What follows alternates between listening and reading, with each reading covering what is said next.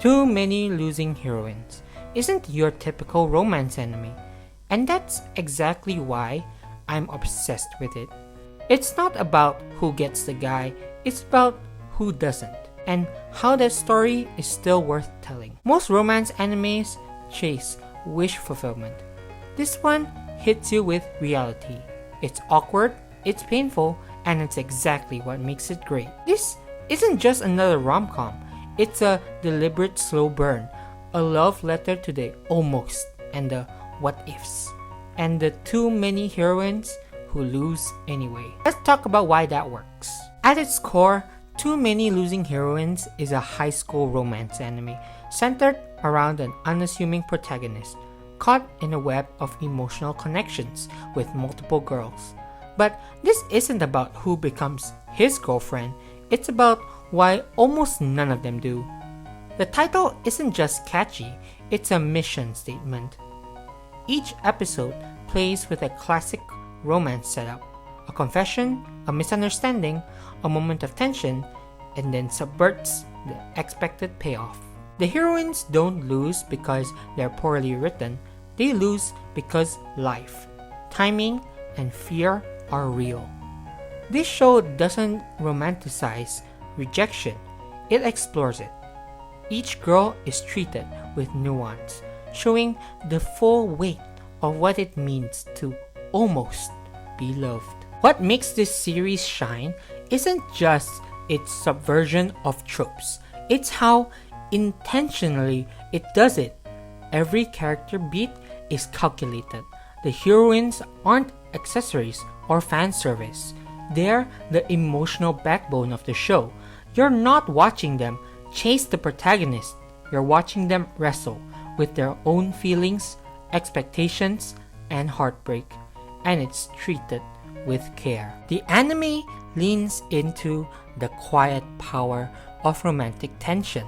It's not about declarations, it's about the things left unsaid, the smiles that hide pain, the realization that none of them might get what they hoped for, and that might be the most honest take on love anime has offered in years. As someone who often finds side characters more appealing than the leads, for example, Ichigo from Darling in the Franxx, Chinatsu from Blue Box, or Rem from ReZero, Too Many Losing Heroines feels like a series built for me. These are the girls who usually lose, and this time, they all do. But instead of sidelining them, the show lets them shine, even in loss. Let's take a closer look at the emotional backbone of Too Many Losing Heroines, the girls who don't win, but those stories stick with you longer after the credits roll.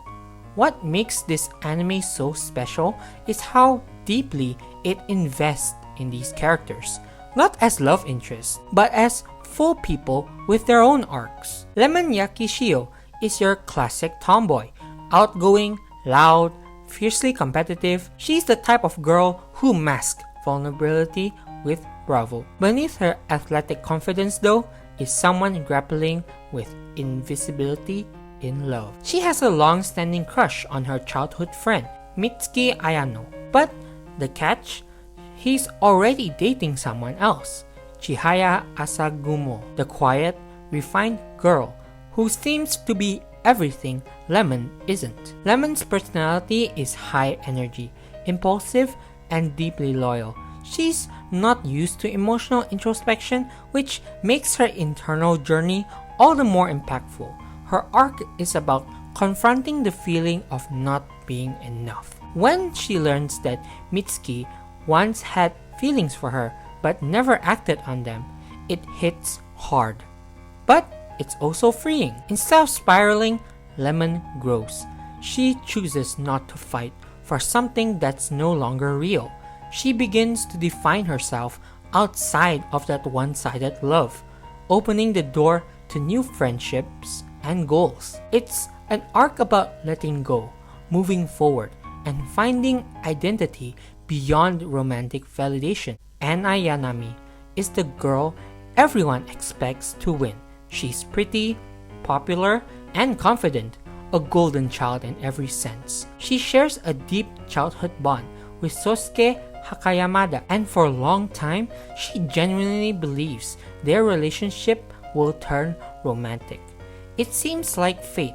It feels inevitable, but Sosuke chooses someone else, Karen Himamiya. This isn't just romantic rejection, it's existential. Anna has built her self-image around being the one. Losing in love challenges how she sees herself. Her personality hides an intense fear of being unwanted or replaceable. What makes Anna's arc powerful is how it shatters that illusion of control. For the first time, she isn't the chosen one, but instead of imploding, she evolves. She chooses not to lash out, not to sabotage. Instead, she supports their relationship, maintains her friendship with Karen, and slowly redefines her worth outside of others' affections. Her arc is about grace in heartbreak, emotional maturity, and building a self-image that isn't dependent on being chosen. Chika Komari is a soft-spoken, reserved, and often paralyzed by her own nerves. But despite all that, she becomes one of the bravest girls in the story. When she confesses to Shintaro, the literature club president, her words weren't dramatic. They were trembling, hesitant, but completely honest. And even when her feelings aren't returned, she accepts it with quiet grace. That's courage in its purest form. Later, during the school festival, her kindness and sense of responsibility push her too far. She takes on almost all the work herself, determined not to let anyone down, until she nearly collapses from overexertion. But this time, she isn't left alone. And when she finally presents her report to the student council, her voice falters. And then, her vice president, Nukumizu, steps in, not to take over, but to stand beside her. She faces her fear of being left alone and learns, even in small steps, that trusting others doesn't diminish her courage. Her silence and anxiety don't have to define her. Each of these characters begins their story in love and ends in it in growth. They may not get the guy, but they gain something far more valuable: perspective, strength, and a fuller sense of who they are. Lemon learns that letting go isn't losing, it's healing. Anna learns that heartbreak can reveal a truer self, and Chika learns that silence doesn't have to define her. These arcs, that Too Many Losing Heroines, isn't just a clever title, it's a heartfelt message. Sometimes losing in love is how you find yourself. But it's not perfect.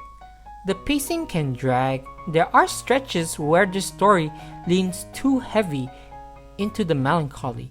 And yes, the protagonist sometimes feels like a placeholder for these girls to suffer over. Overall, Too Many Losing Heroines isn't about finding love. It's about finding yourself when love doesn't work out.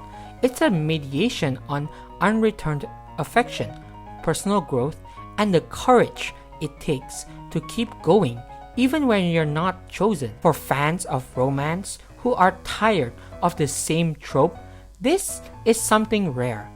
An anime where losing doesn't mean less. In fact, sometimes it means more. If you've ever been the one left behind or the one who hoped a little too hard, this show gets it. Overall, I would give Too Many Losing Heroines a 8.5 out of 10. It's not perfect, but it's real. And in a genre full of wish fulfillment that makes it unforgettable, because in this show, the losers finally get to be the main characters.